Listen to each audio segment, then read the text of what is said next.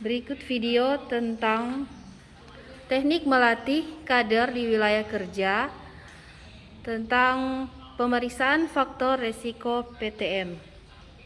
Ya. Selamat pagi Bapak Ibu. Selamat pagi. Seperti kita pastikan sudah hari-hari di Puskesmas kan, hari-hari kita turun dengan Bapak Ibu pasti sudah kenal. Ada yang kenal?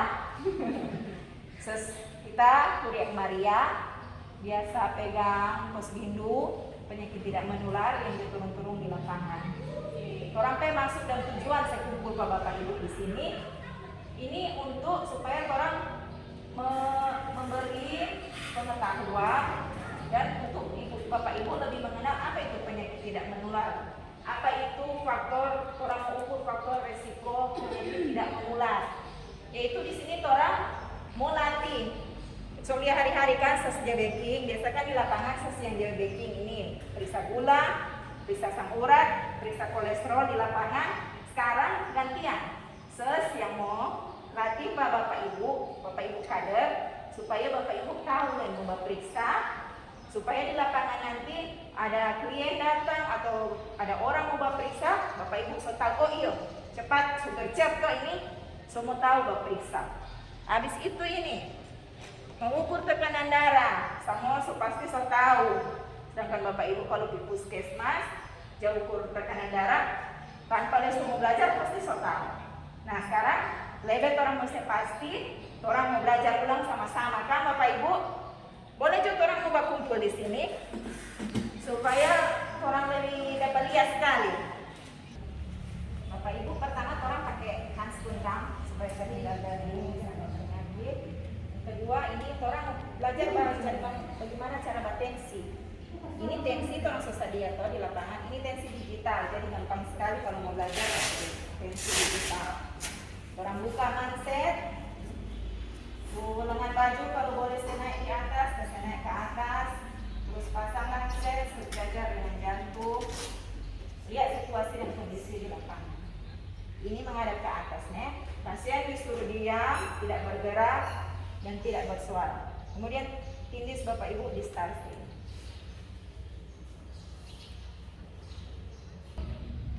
Setelah orang dapatkan hasil 160/94, ini termasuk tinggi. Bapak Ibu tahu batas normal tensi tekanan darah yang normal? Belum tahu kan? Tekanan darah yang normal itu di sekitar sampai batas 120/80. Itu kalau ini 160/90, kalau orang dapat itu yang di lapangan seperti itu, maka orang tindakan orang rujuk di mana? Puskesmas. Kemudian habis tekanan darah, orang mau belajar sama-sama pemeriksaan gula darah, kolesterol, dan asam urat. Ini pemeriksaan gula, kolesterol, asam urat. Ini terus sedia dulu DP alat-alat seperti ini. Kita alat-alat satu set ada di alkohol, jarum, set, dan ini DP obat. Saya masuk jarum begini nih.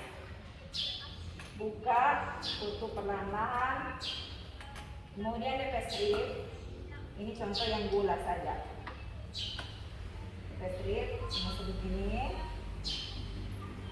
Kemudian kapas alkohol, kita usap jari. Kali usap.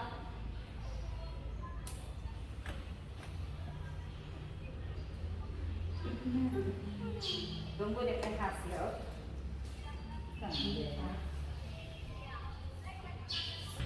Sekarang ada hasil kan Bapak Ibu, ini gula darah yang semakam, jadi ini termasuk masih normal.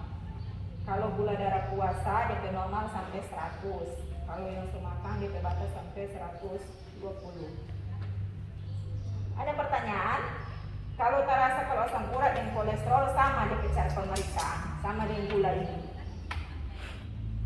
Ada pertanyaan Bapak Ibu? Ada yang mau tanya? Habis ini orang mau periksa semua, mau screening satu-satu, mau periksa semua supaya kan sebelum masyarakat orang turun, orang kader-kader dulu toh yang screening, yang tahu sehat atau ada sakit. Iya. Oke Bapak Ibu, kalau sudah jelas, terima kasih atas kehadirannya. Nanti orang baku dapat sama-sama ulang di lapangan. Tetap orang mau baku dapat ulang. Terima kasih. Terima kasih, Sir.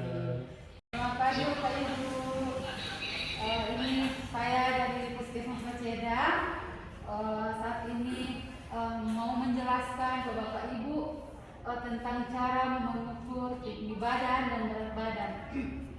Jadi mau minta partisipasi satu ibu atau bapak mau kasih contoh cara bagaimana mengukur tinggi badan dan berat badan. Nantinya kita akan praktekkan ke klien atau pasien.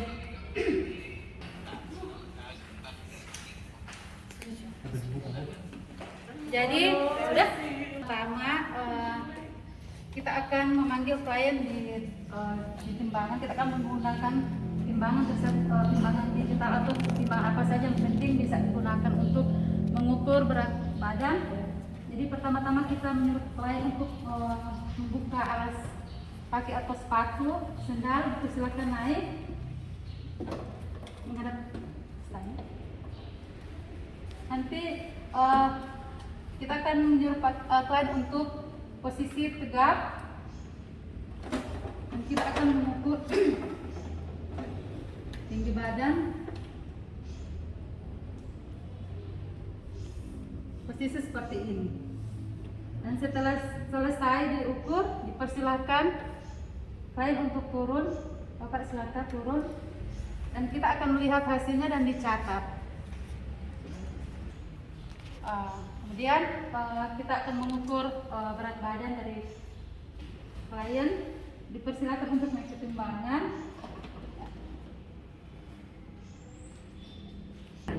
Sekarang akan mengukur berat badan. Dipersilakan klien untuk berdiri di timbangan. Dan kita akan melihat hasilnya dan kemudian kita catat. Kemudian kita akan mengukur lingkar perut dari klien. Dan pertama kita siapkan alat. Jadi kita bahasa menuju orang taruh di pusat. Nanti posisinya begini.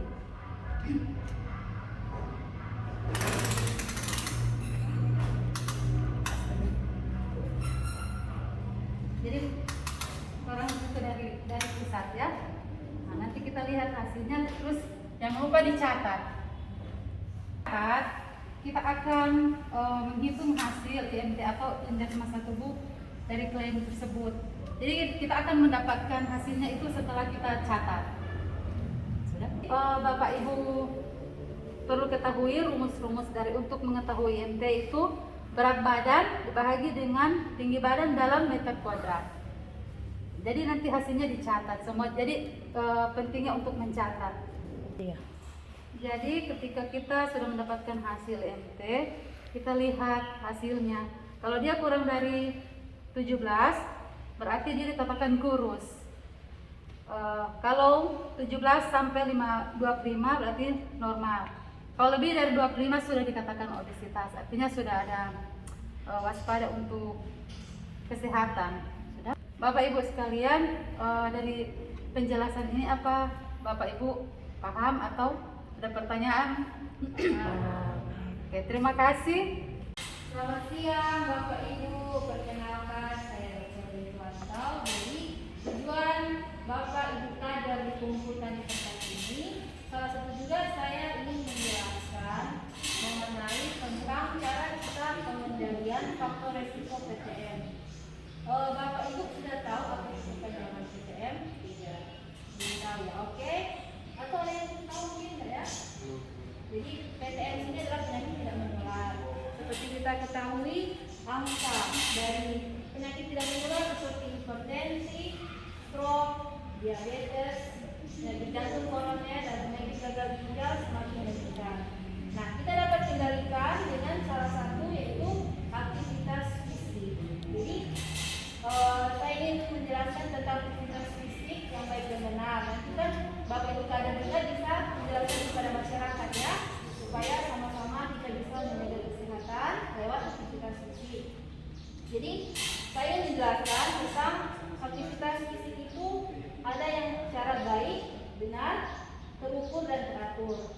Kalau baik di sini yaitu di mana aktivitas fisiknya kita sesuaikan dengan kondisi fisik dan kemampuan individu itu sendiri ya. Kemudian aktivitas fisik dikatakan benar apabila aktivitasnya dilakukan secara bertahap. Jadi dimulai dengan pemanasan, ada